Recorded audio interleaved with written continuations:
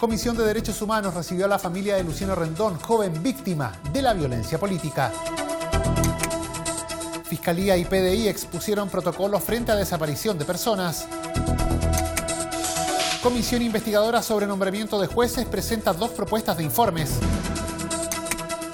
Confirman construcción de sitio de memoria en ex Villa San Luis de Las Condes.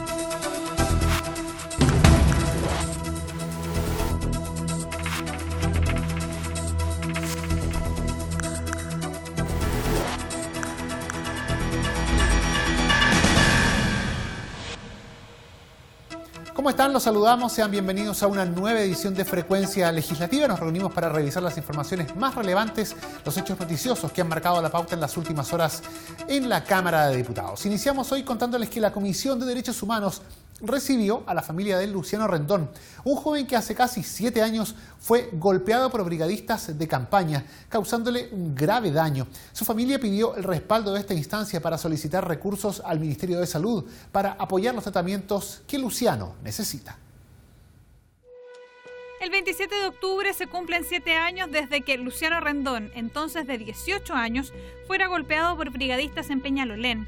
Las lesiones fueron tan graves que hasta hoy lleva casi una decena de intervenciones y sufre a diario las secuelas por la golpiza. Su familia concurrió hasta la Comisión de Derechos Humanos con el objetivo de solicitar a través de un programa de salud que en 2020 se destinen recursos para el acompañamiento de quienes han sido víctimas de violencia política. Así lo explicó su padre, Miguel Ángel Rendón. La demanda de salud es de por vida. Nuestro hijo va a su 7ª neurocirugía. Brandon Hernández Huentecolo, otro muchacho de 18 años víctima, ha tenido ya 18 cirugías y esto sigue de por vida. Al respecto nos parece fundamental trabajar con los equipos de salud y también con el Ministerio Público para poder hacer un ordenamiento y clasificación exhaustiva de los casos que entrarían en esta categoría de violencia política, que hoy no está consignada como tal dentro del Ministerio Público.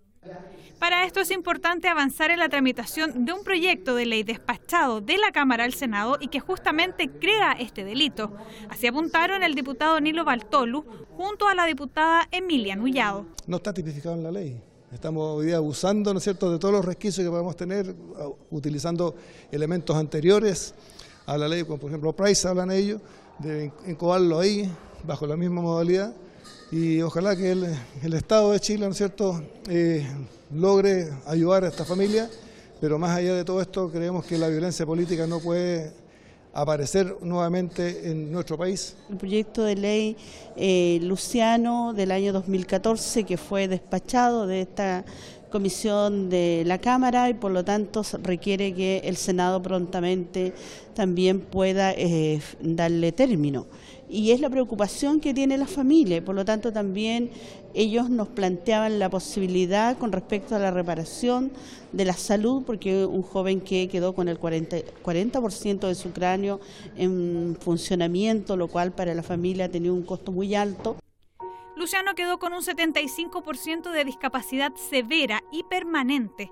Los médicos señalaron que su placa en el cráneo está suelta por un tornillo mal puesto, lo que exigiría una 7ª neurocirugía.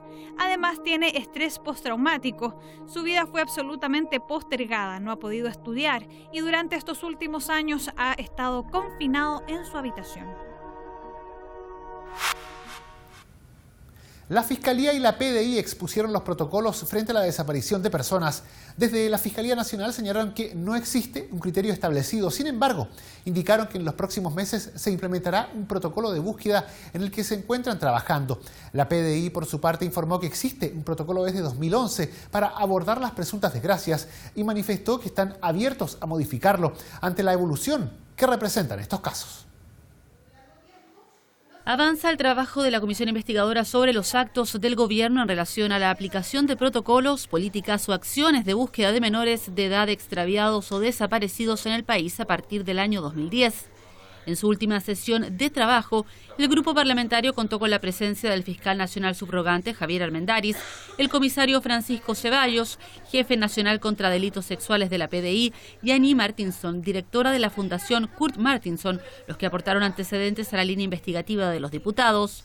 Javier Armendáriz indicó que la Fiscalía no cuenta con criterios generales, ya que la labor depende de cada caso en particular. Es por ello que se está trabajando en un protocolo que permita abordar los casos de manera integral. Va a tener un ámbito interno de la Fiscalía de qué hacer con las denuncias, cómo ingresarlas, cómo dar curso, etcétera. Por supuesto, y priorizándolas y tratando de distinguir los casos en los cuales se requiere una intervención más enérgica. Luego tiene un aspecto de trabajo con organismos auxiliares, básicamente las policías, también ahí el servicio médico legal es importante, y también lo que es migración, por la posibilidad de que las personas hayan egresado del país. Y por último, el tercer aspecto que tiene es el trabajo con la unidad de víctimas y testigos para aquellos casos más graves en que se requiere con las familias que han sufrido estas desgracias, ¿no?, de perder o de no tener noticias de un familiar, de un amigo, etcétera, es poder intervenirlas y ayudarlas en el tránsito por esta experiencia. Protocolo que para el diputado Pablo Cast es una buena noticia, ya que permitirá mayor coordinación y un cambio profundo en la materia. En este caso la Fiscalía está realizando y sacando adelante un protocolo y un cambio profundo a la forma en que, primero, se articulan con los distintos organismos, en este caso con la PDI, con Carabineros, para hacer una mayor sistematización, que el proceso sea ordenado y riguroso y estandarizado para poder hacer las búsquedas de las personas. Creemos que es una buena noticia. Y lo segundo es que esta coordinación, que de alguna manera también se traduce en un esfuerzo estadístico, también se va a traducir en esta consolidación de datos, en esta base de datos que finalmente ellos ya han comprometido a articular y consolidar entre también los mismos organismos. Así que creemos que son dos grandes avances en cuanto a los anuncios. Sí echamos un poco de menos que se explicara más respecto a los parámetros exactos con los cuales se quiere levantar la información en el momento que una familia hace la denuncia. En eso yo creo que faltó un poco de información, le insistimos ahora que a través de oficios nos hagan llegar la información. Y es que a juicio de la diputada Carolina Marzán, en la actualidad existe una gran descoordinación entre las instituciones involucradas en la búsqueda de personas. Además, puntualizó la necesidad de conocer la efectividad de las campañas que se realizan en términos de prevención. Es que hay una descoordinación total entre las policías, entre Fiscalía y entre todos los organismos que finalmente se tienen que poner a disposición en la búsqueda de una persona.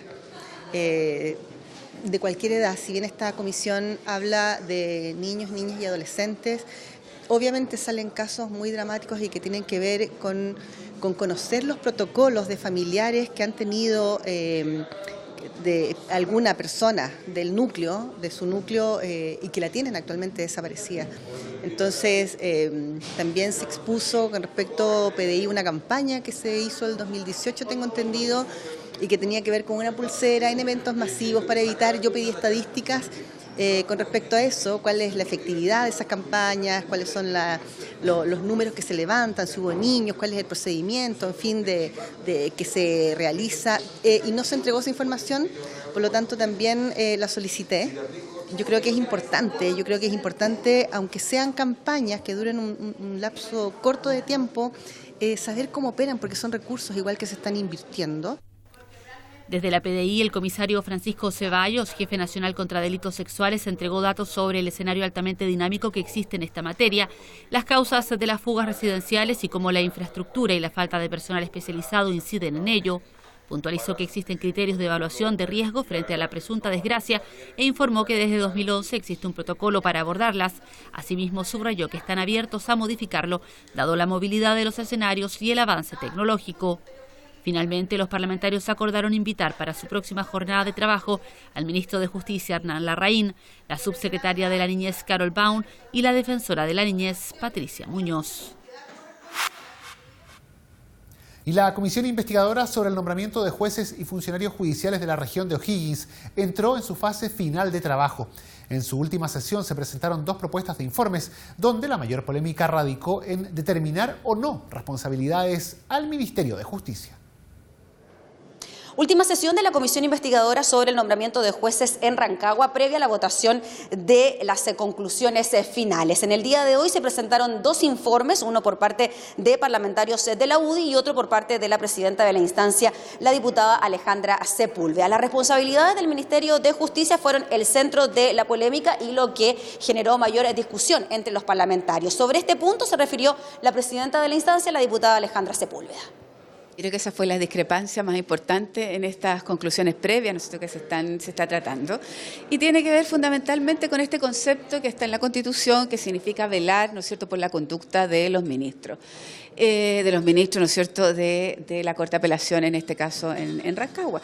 Para nosotros no es un verbo inocuo, no es un verbo que solo tenga que ver con la administración, ¿no es cierto?, de los papeles y nombrar determinadas personas, sino, además de eso, tiene que ver no con los fallos, y eso que quede absolutamente claro, no tiene que ver con los fallos ni la interpretación de los fallos, tiene que ver con la conducta, ¿no es cierto?, de los jueces desde el punto de vista de la probidad, fundamentalmente, desde el punto de vista, ¿no es cierto?, de la conducta que debería tener un ministro de la Corte de Apelaciones, la Corte Suprema.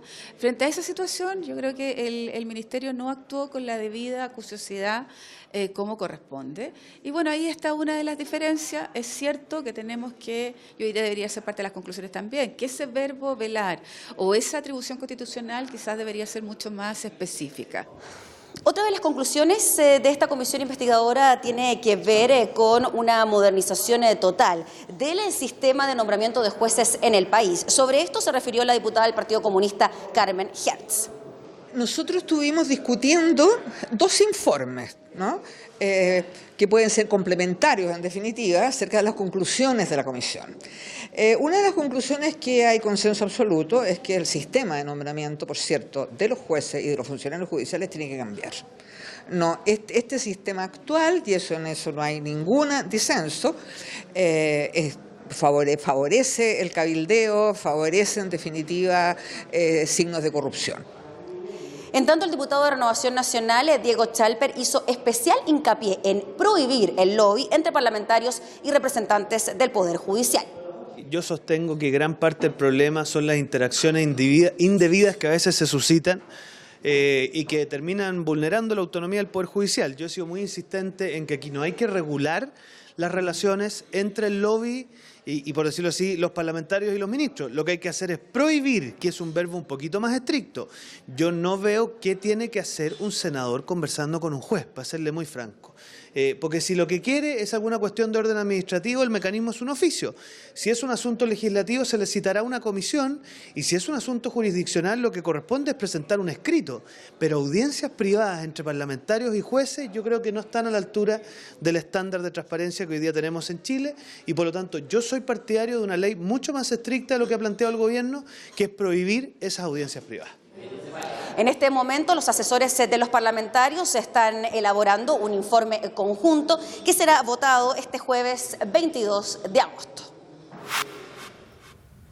Y se confirmó la construcción de un sitio de memoria en la ex Villa San Luis de Las Condes. El subsecretario de Patrimonio Cultural aclaró la resolución del Consejo de Monumentos Nacionales sobre la ex Villa San Luis, señalando que no se trata de una anulación del decreto de monumento histórico, sino que de reducir el polígono de protección al sitio de memoria que se construirá. En tanto, la Fundación Villa San Luis pide revisar el recurso de reposición y considerar el informe realizado por otros ingenieros que señalan que el último edificio del complejo es recuperable. El último edificio del complejo habitacional Villa San Luis de Las Condes, construido por la Unidad Popular como símbolo de integración social y urbana, está a punto de ser demolido. Ello tras el acuerdo del 26 de junio de 2019 del Consejo de Monumentos Nacionales, que con un informe técnico en mano revisado por el MOP, pero que fue proporcionado por la inmobiliaria Presidente Riesco, decidiera aceptar la propuesta de los dueños del predio de construir un sitio de memoria en los terrenos pertenecientes a la ex villa. Y por otra parte, proceder a la demolición del Bloque 14 por el alto riesgo a la integridad de las personas que transitan por el lugar.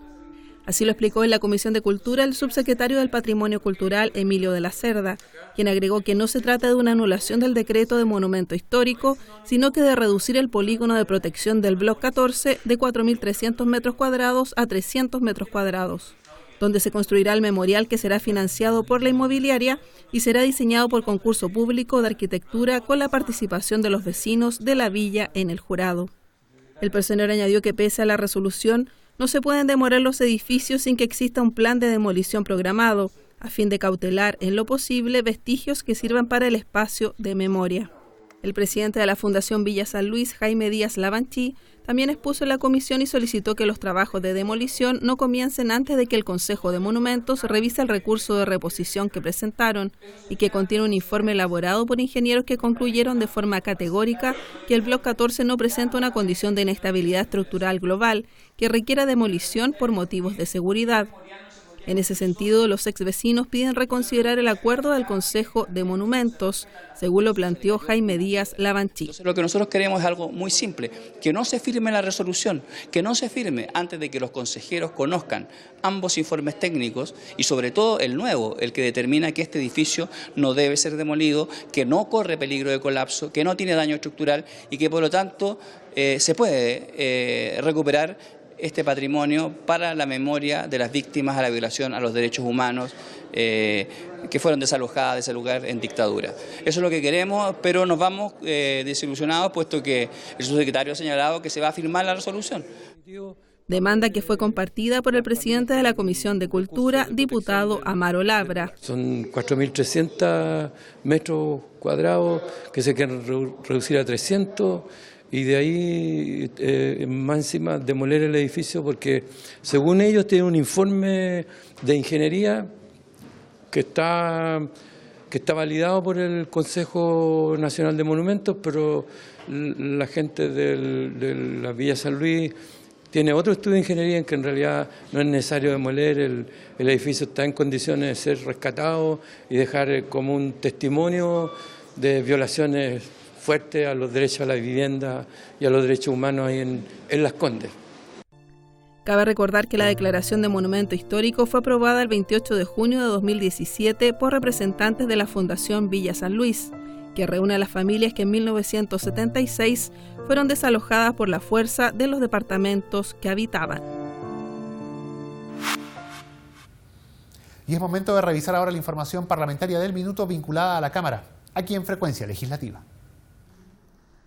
La Comisión de Hacienda de la Cámara despachó a sala el proyecto de modernización tributaria, iniciativa que contempla avanzar en equidad y justicia en la distribución de los tributos, simplicidad de las normas y procesos tributarios y certeza y seguridad jurídica. La iniciativa deroga el actual régimen atribuido, pasando a la reintegración del sistema tributario chileno. En cuanto a la recaudación, se estima que esta reforma generará mayores ingresos netos por unos 425 millones de dólares en régimen. En este marco, se planteó que el crecimiento económico sea la principal fuente de recaudación tributaria. El proyecto sería visto por la sala el miércoles en una doble sesión y concluiría su tratamiento en la Cámara el jueves 22, fecha en la que se espera su despacho al Senado.